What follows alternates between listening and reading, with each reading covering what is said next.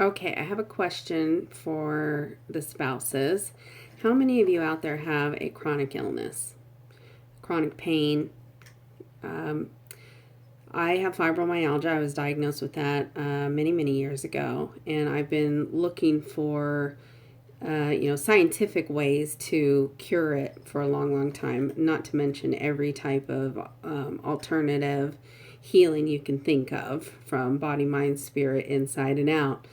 But I still have had chronic pain, chronic illness going on for well over 20 years. Now, let me ask you something.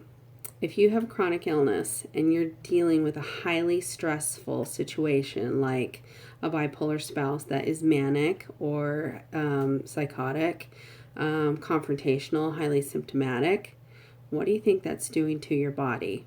It's flooding your body with adrenaline, right? And adrenaline, it can become very addictive. That's why people get hooked on gambling and, jumping out of airplanes. There's adrenaline junkies, If it's used in the positive, sure. But when adrenaline is being used to give your body the strength to flee or fight, which really it's only happening psychologically, because you're probably not in a physical fight and you probably are not being attacked by dinosaurs that you have to run, but your body feels like it is. So now compile that flush of adrenaline on how many years you've been with your spouse and going through the ups and downs of the symptoms of bipolar disorder, which could be very confrontational, right? In many cases it is. So I want you to think about what happens to you when there's a separation or your spouse leaves, or you say, I don't want to do this because your spouse is not willing to go through treatment.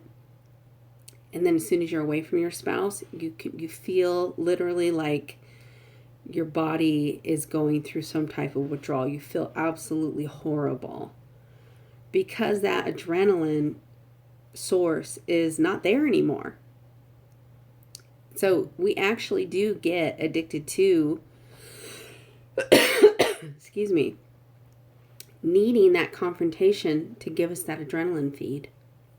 I just want to reflect that to you, that you're not going crazy by making a boundary and then saying, I'm not going to tolerate this, that you're symptomatic and not getting treatment. The adrenaline is going to want them to come back.